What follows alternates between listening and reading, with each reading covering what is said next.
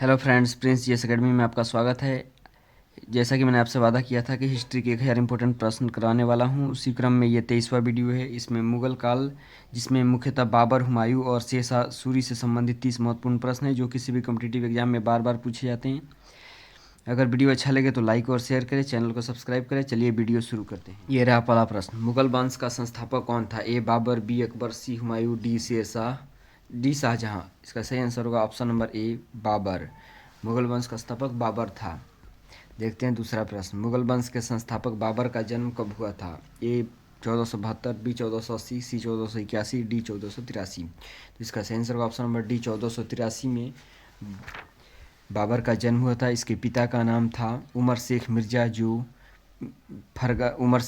जो फरगना नामक एक छोटे राज्य के शासक थे। देखते हैं तीसरा प्रश्न। बाबर फरगना की गद्दी पर कब बैठा? ए 1493 ईस्वी, बी 1494 ईस्वी, सी 1501, डी 1507। तो इसका सही आंसर ऑप्शन नंबर बी, 1494 ईस्वी। 8 जून 1494 को बाबर फरगना की गद्दी पर बैठा था, मात्र 11 वर्ष की आयु में।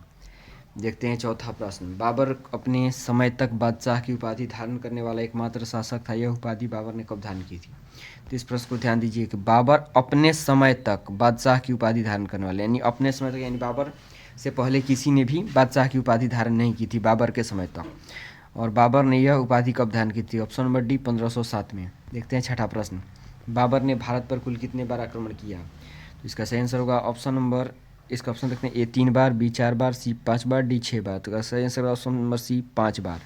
बाबर ने भारत पर कुल 5 बार आक्रमण किया था। बाबर का भारत पर प्रथम आक्रमण हुआ था 1519 ईस्वी में। 1519 में प्रथम आक्रमण था। यह आक्रमण यूसुफ जाई जाति के विरुद्ध था। यूसुफ जाई जाति के विरुद्ध था। जबकि बाबर के सबसे बड़े बेटे का क्या नाम था? देखते हैं छठा प्रश्न। इसका ऑप्शन है A Hindal, B Askari, C Humayun, D Kamran. तो इसका सही आंसर हो जाएगा option number C, Humayun. Humayun Babur का सबसे बड़ा बेटा था। आइए देखते हैं, बाकी बाकी तीनों भी बाबर के बेटे ही थे, लेकिन हुमायूं सबसे बड़ा था। देखते हैं सातवां प्रश्न। पानीपत का प्रथम युद्ध 21 अप्रैल 1526 को बाबर और किस शासक के बीच लड़ा गया? ए राणा सांगा, बी इब्राहिम लोदी, सी चंगेज खां, डी मेदनी राय।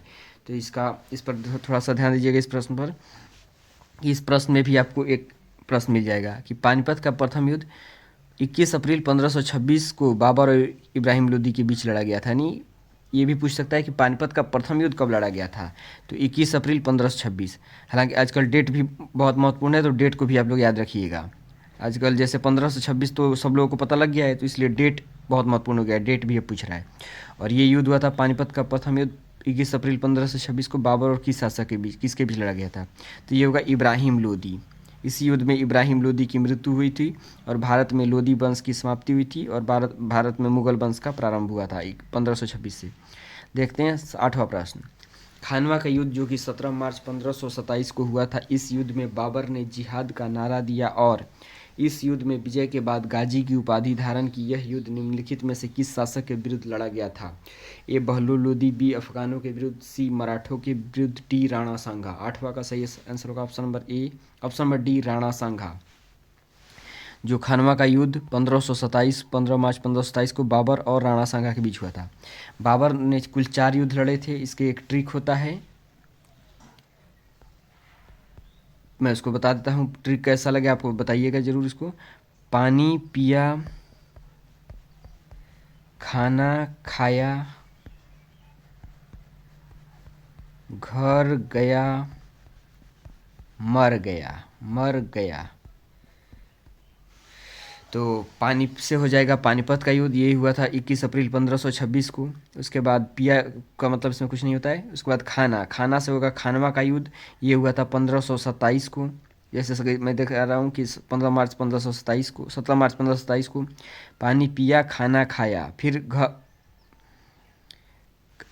खाया से हो जाएगा पानीपत खानवा का युद्ध, और उसके बाद हो जाएगा आपका घर से घाघरा का युद्ध। घर से घाघरा का युद्ध ये हुआ था 1529 में। 1529 में हुआ था। और एक और युद्ध हुआ था चांदेरी का युद्ध। तो चांदेरी का युद्ध हुआ था इसके पहले 1528 में, और मर गया बाबर 1530 में। बाबर की मृत्यु हुई थी।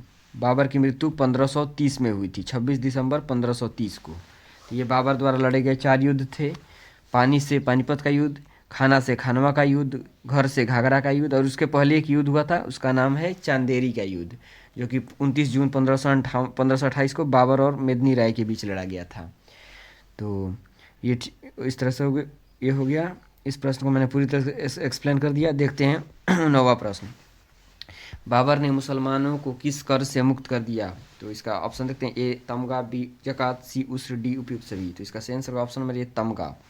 देखते हैं 10वां प्रश्न। चांदेरी का युद्ध बाबर और किस शासक के बीच 29 जून 1528 को लड़ा गया था? तो ये देख लीजिएगा, पूछेगा कि चांदेरी का युद्ध कब लड़ा गया था? तो 29 जून 1528। और ये युद्ध किसके बीच लड़ा गया था? बाबर।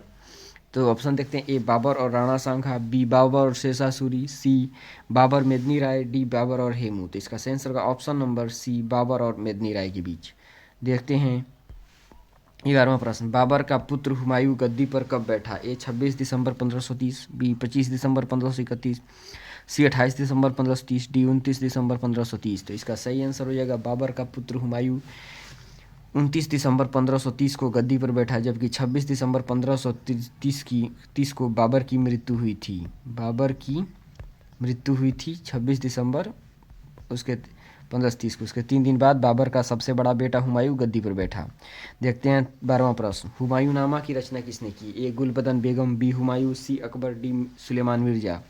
इसका सही आंसर होगा ऑप्शन नंबर ए, गुलबदन बेगम, जो कि हुमायूं की बहन थी। हुमायूं की बहन थी, इसी ने हुमायूंनामा की रचना की थी। एक और प्रश्न पूछता है कि बाबरनामा की रचना किसने की थी? तो बाबरनामा की रचना स्वयं बाबर ने की थी। बाबरनामा की रचना बाबर ने की थी। ये कन्फ्यूजिंग करता है, तो इसलिए आपको बताता हूँ। और बाबरनामा जो कि तुर्की भाषा में थी। तो इसके देखते हैं। इसके बाद 13वां प्रश्न। मुबैयान नामक पद शैली का जन्मदाता किसे माना जाता है? ए हुमायूं, बी बाबर, सी उमर शेख मिर्जा, डी शेरशाह सूरी। तो इसका सही आंसर होगा ऑप्शन नंबर बी, बाबर। देखते हैं 14वां प्रश्न। सन 1533 ईस्वी में दीन पनाह नामक नए नगर की स्थापना किसने की? ए हुमायूं, बी बाबर, सी शेरशाह सूरी, डी अकबर। तो इसका सही आंसर ऑप्शन नंबर ए, हुमायूं। देखते हैं 15वां प्रश्न। बाबर ने अपनी आत्मकथा बाबरनामा किस भाषा में लिखा था? ए फारसी, बी तुर्की, सी अरबी, डी उर्दू। इसका सही आंसर ऑप्शन नंबर बी, तुर्की भाषा में। देखते हैं 16वां प्रश्न। चौसा का युद्ध किसके और किसके बीच हुआ था? ऑप्शन ए हुमायूं और शेरशाह सूरी, बी हुमायूं और मिर्जा अस्करी, सी हुमायूं और अकबर, डी हुमायूं और सुलेमान मिर्जा। तो इसका सही आंसर हो जाएगा ऑप्शन नंबर 16 का ऑप्शन नंबर ए, हुमायूं और शेरशाह सूरी के बीच चौसा का युद्ध हुआ था। यह युद्ध 25 जून 1539 को हुआ था। इस युद्ध में शेर शाह विजयी हुआ था। उस टाइम पे शेर खां इसका नाम था। शेरशाह सूरी का नाम शेर खां था, लेकिन इसी युद्ध के बाद शेर खां ने शेर शाह की पदवी धारण की। अब मैं आपको बता दूं कि शेरशाह सूरी के बचपन का नाम फरीद खान था। एक बार फरीद ने एक शेर को तलवार के एक ही बार से मार दिया था। इससे खुश होकर बिहार के अफगान शासक मोहम्मद बहार खां लोहानी ने उसे शेर खां की उपाधि प्रदान की थी। तो इस तरीके से ये प्रश्न कंप्लीट होता है। 17वां प्रश्न देखते हैं। बिलग्राम या कन्नौज का युद्ध जो हुमायूं और शेरशाह सूरी के बीच हुआ, इस युद्ध में हुमायूं की पराजय हुई। यह युद्ध कब लड़ा गया था? तो इसके ऑप्शन देखते हैं। ए 17 मई 1540, बी 19 मई 1541, सी 23 जून 1540, डी 25 जून 1539। तो 17वें प्रश्न का सही आंसर होगा ऑप्शन नंबर ए, 17 मई 1540।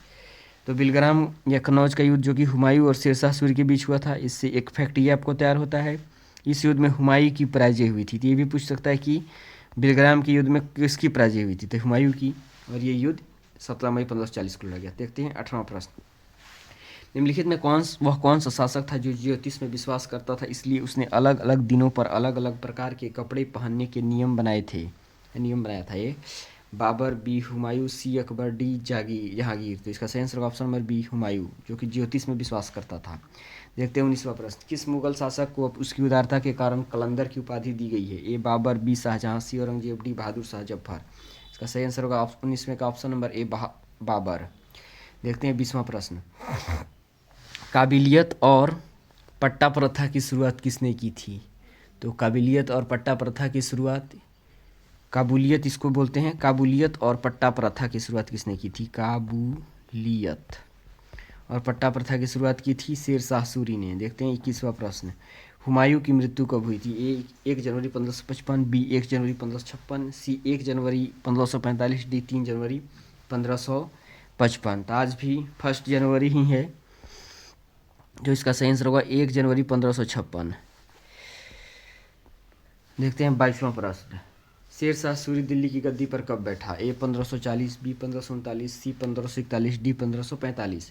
तो इसका सही आंसर होगा ऑप्शन नंबर ए 1540। बिलग्राम या कन्नौज के युद्ध में हुमायूं को हराने के बाद शेर शाह सूरी दिल्ली की गद्दी पर बैठा। 23वां प्रश्न देखते हैं, भारत में डाक प्रथा का प्रचलन किस शासक ने करवाया था? ए शाहजहां, बी औरंगजेब, सी शेर शाह सूरी, डी हुमायूं। तो इसका सही आंसर हो जाएगा ऑप्शन नंबर सी शेर शाह सूरी। देखते हैं 24वां प्रश्न, शेर शाह सूरी की मृत्यु कब हुई थी? ए 22 मई 1545, सी 25 जून 1545, डी 22 जून 1545, डी सी 22 जून 1545, डी 25 जुलाई 1560। तो 24वें प्रश्न का सही आंसर होगा ऑप्शन नंबर ए 22 मई 1545 को कालिंजर के किले जीतने के क्रम में शेर शाह सूरी की मृत्यु हुई थी। देखते हैं 25वां प्रश्न, शेर शाह सूरी ने सोने के सिक्के किस नाम से चलवाया था? ए अशरफ, बी रुपया, सी ग्रेन, डी इनमें से कोई नहीं। इसका सही आंसर होगा ऑप्शन नंबर ए अशरफ। देखते हैं 26वां प्रश्न, शेर शाह का मकबरा सासाराम में है। सासाराम भारत के किस राज्य में पड़ता है? ए उत्तर प्रदेश, बी बिहार, सी राजस्थान, डी पश्चिम बंगाल। इसका सही आंसर होगा ऑप्शन नंबर बी बिहार। देखते हैं 27वां प्रश्न, पानीपत के प्रथम युद्ध में बाबर के विरुद्ध इब्राहिम लोदी का साथ कौन दे रहा था? ए राणा सांगा, बी ग्वालियर का राजा विक्रमजीत, सी शेर शाह सूरी, डी मेदिनी राय। तो इसका सही आंसर होगा option number B Vikramjit, Gwalior का राजा विक्रमजीत, जो कि इब्राहिम लोदी का साथ दे रहा था। मैं आपको बता दूं कि पानीपत का प्रथम युद्ध, इस युद्ध में इब्राहिम लोदी और ये ग्वालियर का राजा विक्रमजीत दोनों की मौत हुई थी। और इब्राहिम लोदी मध्यकाल का एकमात्र पहला ऐसा शासक था जो युद्ध के मैदान में ही मारा गया था। देखते हैं 28वां प्रश्न, रोहतासगढ़ का किला तथा किला एकुहना नामक मस्जिद का निर्माण किस शासक ने किया था या करवाया था? ए शेर शाह सूरी, बी इब्राहिम शाह, सी बाबर, डी हुमायूं। इसका सही आंसर होगा ऑप्शन नंबर ए शेर शाह सूरी हो जाएगा। देखते हैं 29वां प्रश्न, पाटलिपुत्र को पटना के नाम से पुनः स्थापित किस शासक ने किया था? A Babur, B Humayun, C Akbar, D Sher Shah Suri. इसका सही answer option number D Sher Shah Suri. देखते हैं 30वां प्रश्न, जो कि सेट का अंतिम प्रश्न है, हुमायूं बिलग्राम के युद्ध में हारने के बाद 15 वर्षों तक घुमक्कड़ जैसा जीवन व्यतीत किया, दोबारा दिल्ली की गद्दी पर कब बैठा? ए 1555, बी 1556, सी 1551, डी 1554। तो मैं आपको बता दूं कि 1540 में कन्नौज या बिलग्राम का युद्ध में हारने के बाद हुमायूं देश छोड़कर भाग गया था और सिंध में 15 वर्षों तक घुमक्कड़ जैसा जीवन व्यतीत किया। उसके बाद 1555 में दोबारा गद्दी प्राप्त किया और 1 जनवरी 1556 को उसकी मृत्यु हो गई थी। तो इस तरीके से इस सेट के सभी 30 प्रश्न कंप्लीट होते हैं। ये 23वां पार्ट था। अगर ये वीडियो अच्छा लगे तो लाइक और शेयर करें, चैनल को सब्सक्राइब करें। इसके बाद नेक्स्ट वीडियो में मिलते हैं जो मुगल काल का दूसरा पार्ट होगा। तब तक के लिए धन्यवाद।